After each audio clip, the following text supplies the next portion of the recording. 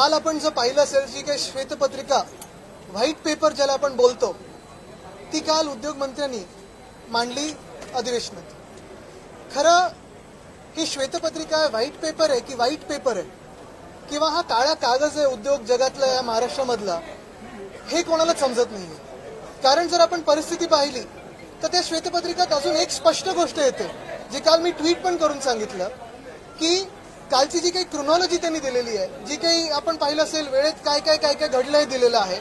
साधारणपणे आपण पाहिलं असेल तर त्याच्यात महाविकास आघाडीच्या काळात उद्धव ठाकरे साहेब जेव्हा मुख्यमंत्री होते, सुभाष देसाई साहेब जेव्हा उद्योग मंत्री होते, तेव्हा जी कामं झाली ती स्पष्टपणे त्याच्यात आलेली आहेत।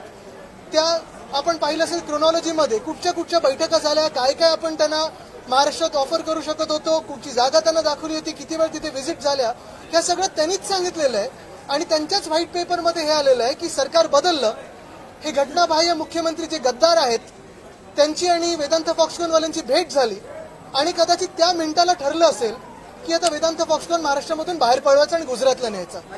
तसंच वेदांत फॉक्सकॉनचं जसं लिहिलेलं आहे त्याच्यात एअरबस टाटाचा आहे उल्लेख, बल्क ड्रग पार्कचा उल्लेख आहे, पण मेडिकल डिव्हाइस पार्कचा उल्लेख नाहीये, सोलर एनर्जी इक्विपमेंट पार्कचा उल्लेख नाहीये।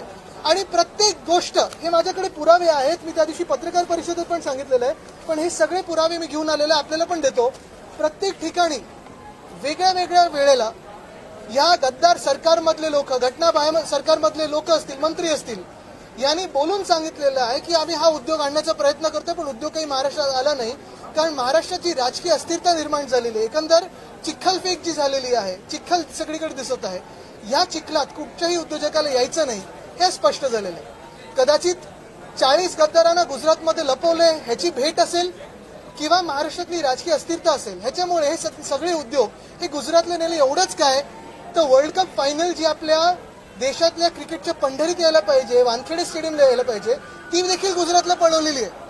अशा लोकांनी महाविकास आघाडीवर टीका करणं हे खोटं आहे। पण महत्वाची गोष्ट हीच आहे की याच्यातून एक सिद्ध होतं की या व्हाईट पेपरमधून जे कळतं आपल्याला की जे काही आपल्या गद्दार सरकारमध्ये ह्यांच्या जे अकार्यक्षम मुख्यमंत्री असतील किंवा उद्योग मंत्री असतील, आमच्या कॅबिनेटमध्ये अशा अकार्यक्षम लोकांना स्थान नसतं, त्यांना गेट आउट सांगितलं असतं आणि ज्यांना काम करता येत नाही त्यांना बाहेर काढलं असतं। कदाचित आज दुर्दैव या महाराष्ट्राचं आपल्या सर्वांचं आहे की असे लोक आपल्या राज्यात बसलेले आहेत।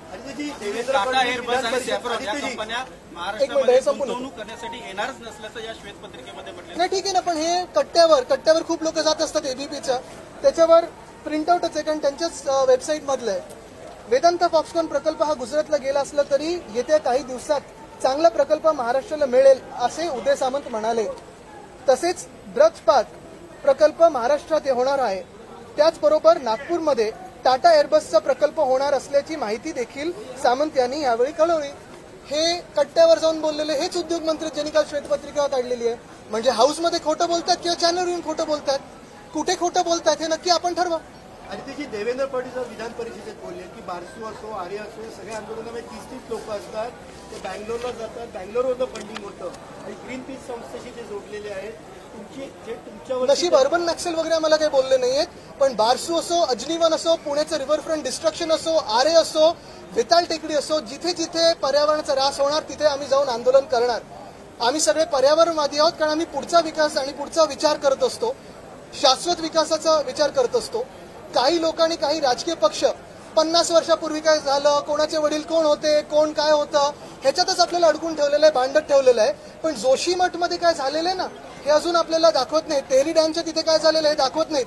ह्यांचा विकास हा पोकळ आहे। मला असं वाटत होतं की किमान आदित्य ठाकरे तरी थोडा अभ्यास करून बोलतील, भाषण ऐकून बोलतील। मला असं वाटतं की त्यांनी डोळ्याला पट्टी बांधली आणि ज्यांनी डोळ्याला पट्टी बांधली आहे आणि ज्यांना विरोधाला विरोध करायचा आहे अशांना उत्तर देऊन फायदा तरी काय।